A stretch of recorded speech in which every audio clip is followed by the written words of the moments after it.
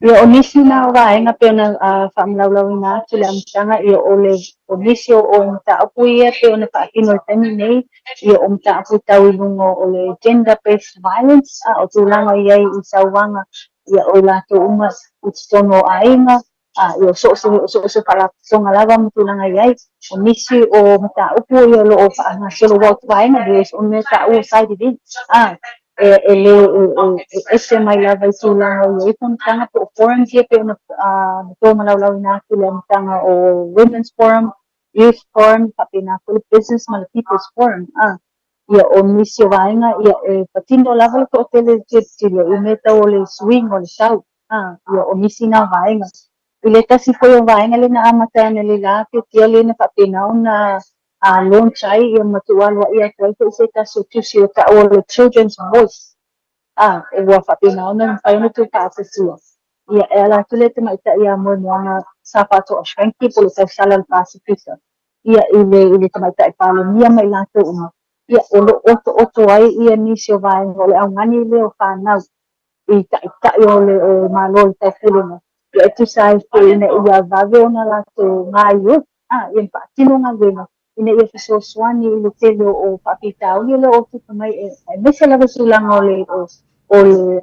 swinga te tele o le tau swinga o ngau le tau lo vai na ai fai lo sine tele inicio o activities o te na iai ia le trade market o le show po ia o patino I Malu for college ia le neva yaso papena po ia patino inicio activities o te na iai le paradise camp le patino le return to paradise ia manisi lava vai o market pe na ta o le market ta o le mana ia women's market o le market o le patino o le tatu I tūlanga o iai ia taenga nā o I te tia ia ale tele lava le a whapena ona whaasosua tu pe I le neiva yaso tūlanga o iai ia niso whaasalanga mai sopo karame whaatino te Ma lo le tau longolongo le tātou wā tunu I me lo tupu I tunu le atunu le so ma le neiva yaso pe lava ona tuna atu le pokalame le whawhakoma le tātou wā tunu o mai sao tātou whasalanga I le tausala I Samoa pe ona iailana tautua ia ma le longolongo pui ali I le tautua le wira Samoa I na I peninsula I Morinuu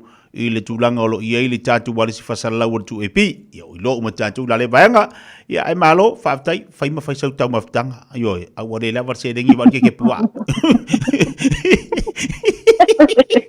ia tūlanga ina ia e tātou ole alua ole alme mo ole na ia malo la ite malo la whasai ta whaikitia ia tapena kone malo se tāke wātuno atono le a tātou whilonga I lava ia po ako ni se vai ngola kapena ona tapena ia ia mani se pokalani ia wala vale sila matapong ano si tāke wātuno ia patai lava ke te mo la wātuno Toi tasi ala ufesini koi kiki angalo ia ur vaengala o wa ko falo ngol palolo o la se kala mo palolo inga kala si ia kala palolo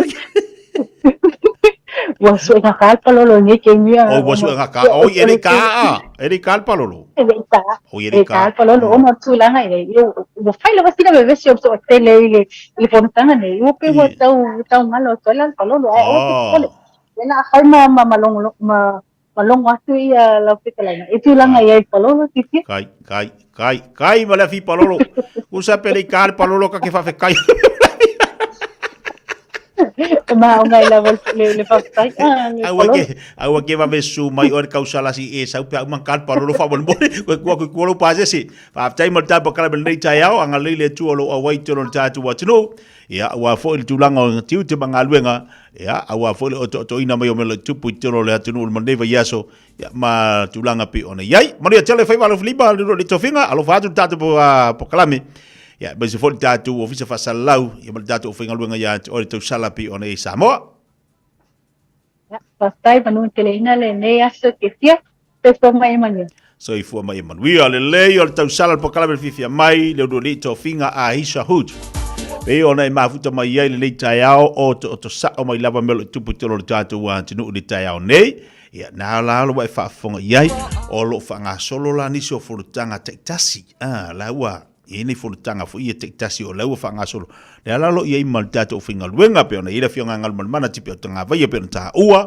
al fatu ia ni lo mai va maina ia le o lo nga lue a tono la ambo mai ni si va henga ile Fiafia nei ba se aso nei va yaso Ia ai o longa lua antu le tatu tau sala le tatu ofisa i Peninsula i Murinu. Iau te lo fo ila isi te mea malanga tua i tua ia. Ia mana ia wa ia fo ila matulanga pe ona ia i whanga solonga le fonotanga i tātou.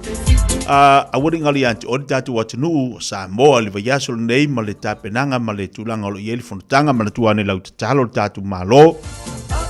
Ai maisa le tatu watanu atoa. Ia o tangata ma le manuia. O tangata ma le Fiafia. A wani eni me tutupu. Ia po le ale solonga le leima manuia o mea uma. Ai tasi lo sina wha le tonu.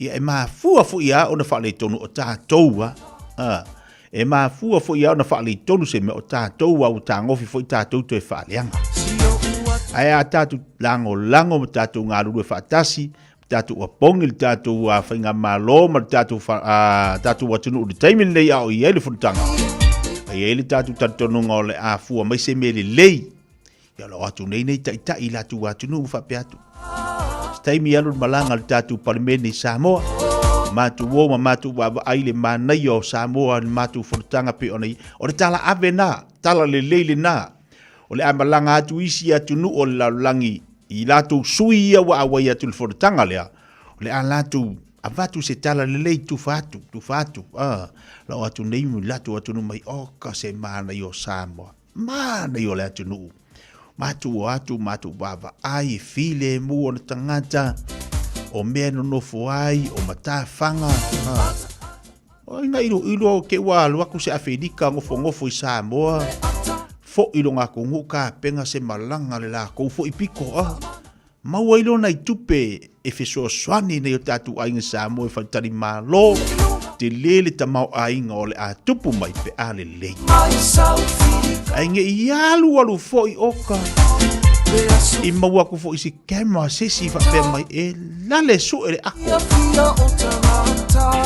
lale su e fo e ako ya me fa pe wa kongi fo e kangaka le fale kua o ai lea walu waku fo i lea se i le ako oka ya ongo sai ongo sai paua le mea e tatu te talo saonga le mule fonotanga ia e fia whakalofa ia sa wai peia o le mea o le tuli matai nei o le tau nuu atu o le tupu pele tania malana masiofa sianga masiofa ia Camila ia tau longolongo pea le tatu pokalami amu iang ia maangayong ia lo filima la whakalofa ia Camila e ko kusaba walo filima nga ia e você me la ko kama ki aru fa ki whakalofa ia sale sa Camila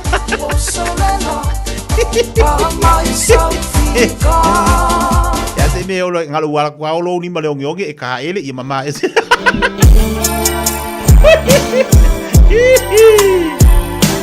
ia ka ngu ko fo de malai vale le fali o lo oka ole ofi for ka ko airport la dia vai ia le fa va ke le ia ala sa mai kuala dia vai fai ba dia Taeao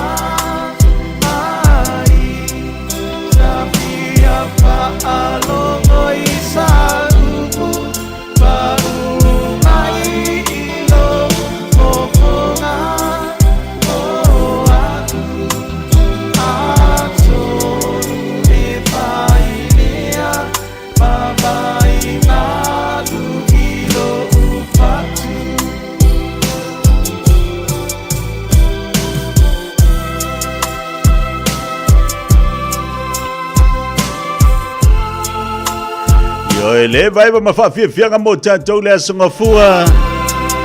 Toi fa solo ai ma le taunga na toi na fi. Pa be bela le lalo le mai ko wei po na longa umo. Ia vai vela enga makwapi o kama fu fa ko afu e le umo. Toi fa solo le o ma fu wa fu le udo le asunga fua lanto. Au ka ngako ngia ka kangira ke fongi ai vidi mai lesi ya wo le anga o ko in pai mai ke kia e kere alu sa mo le fongo ke feilo ia ku ia salesa fa ku le ai salesa o man ko kongi longa pase se mo longa pasi o foi o sa mo le fongo ka wa ko kongi le pase se ko ki wa au malo le fongo ko so le ko pa o salesa le va le ai sa we ka o ngi ko so le ko pa ko so le wa ke e ko so la ko pa wa ka wala ke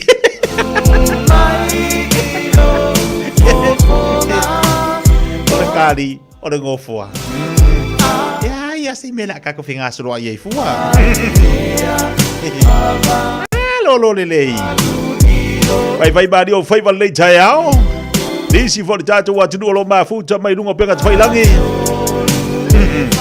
Malu lo ngosa o te le tatu ai ngale mafuta mai sa mo ni Taeao Malu ale so i fu la le ya be solo tu wa o nga nai te mai ti Samoa Malu lo nga foi pe ona yai ya o lo fa o ina pe o nga nai fa na mo tatu ni New Zealand fa Malu atu ya to mantua le faiva mo moli nai te mai ti fa Malu tu foi fa ya o Malu lo fa ya o nga ngosa ele fai mo fia fo ngi me o ko fai o fa ya o ya o nga ka mai ya Malu ale lo ko ke kele Malu fu fa Malu losi e nga vai kai mi o le ngai vai kai mi ngale mo le ai ma se sa ska mai kiki o la so ba ku wa ka ya ka ko uri mo me o fanga au o le la au i o le kuri fa fa la ai ya le ke fa longo logo mani ka ya o ele si sa engo fo fa fo ka upu yo o ele si sa e vede va o fefe i fa fo ya wa ngai la o ele le manga yo mo le uska fa ya o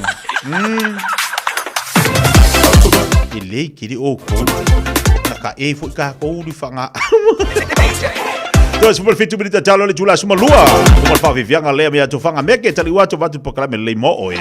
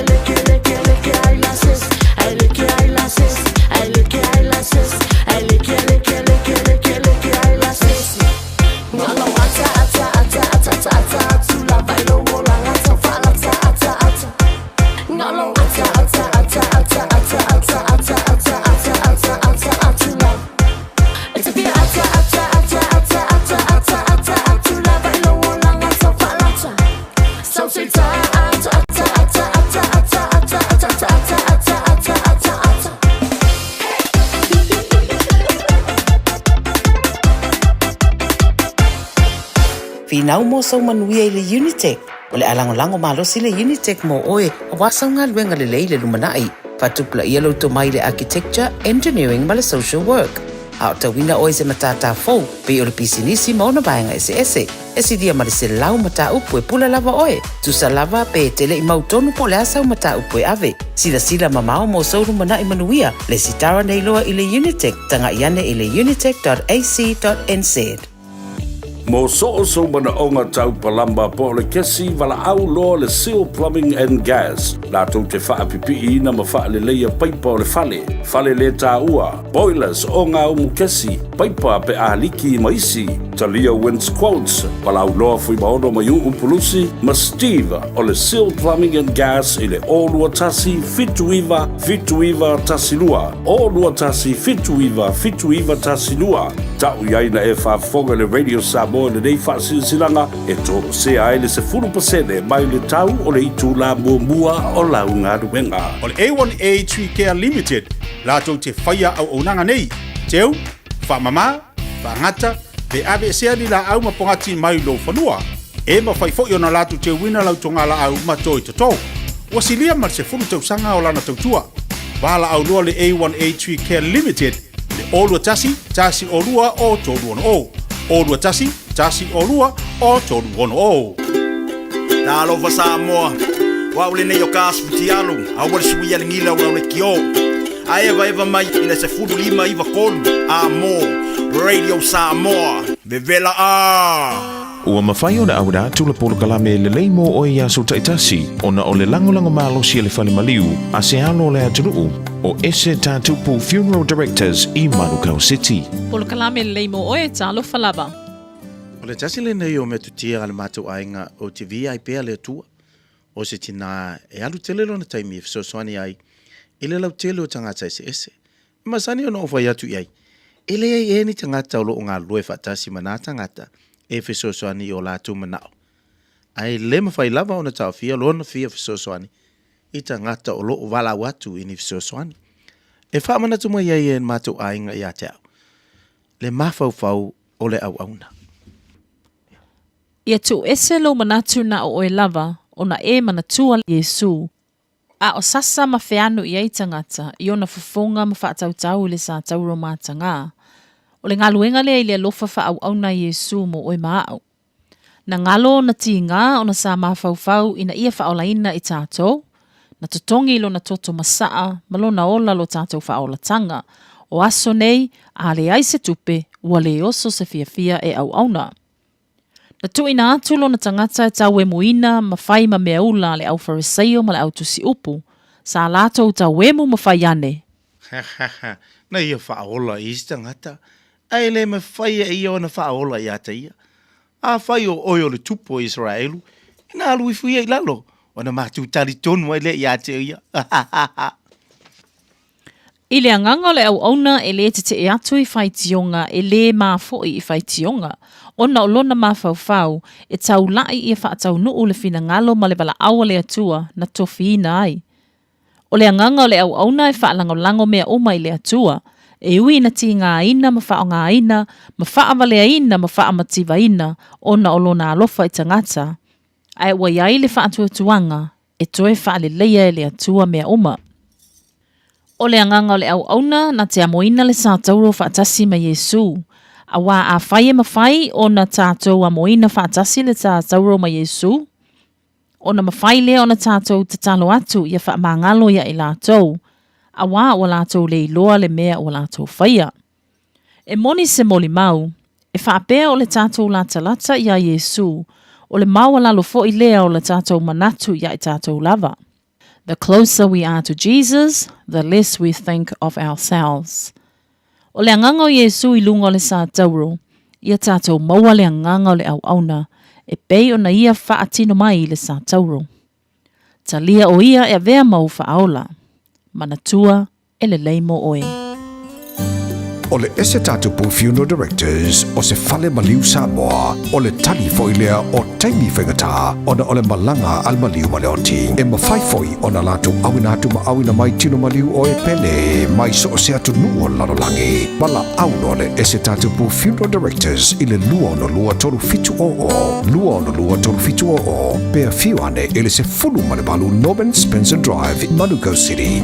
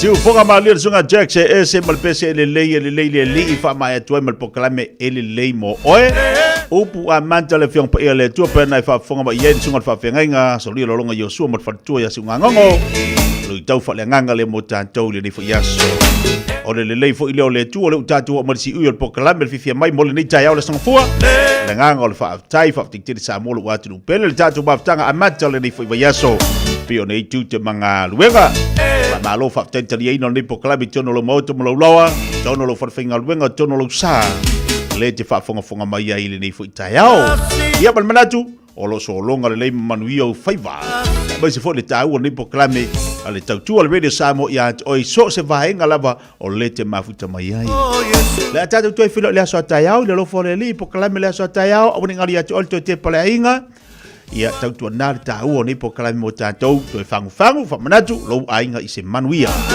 Parto ia eti fui mon makafi le aso a Taeao. Panga solo fo ilo tātou po kalami pe le masari le aso lua le aso a Taeao. Toi mafuta fo ilia ma o tōru wātinu pele. Tāpena mai le tō whaia whonga mua se Manu Francis yone. A wale wha o wino le tātou po kalami si pa istaimi o leo a Fiafia nā nei. E mai le tō auna le leo tia alofa te le atu manuia tiu te mga luenga o le nei wha i asa soifo mai manuia. Fees Free Study is changing next year, and AUT wants to help set up new students for success. The Kiuta, Kitai, Aspire scholarships include financial and other student support in both Year 1 and 2 of an AUT bachelor's degree. Find out more at aut.ac.nz.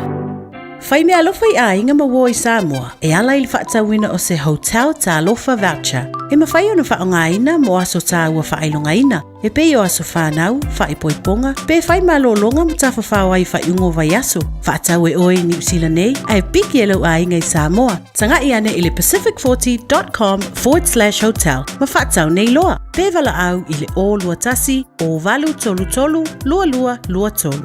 O lua tasi, o valu tolu tolu, lua lua lua tolu. E tolu sula whetala le tino I tupe wata pena le Digicel mo lana whaapitoa. E whi soswani ai le tonga tāle sui whanga wai nei. E tolu whailonga tupe ta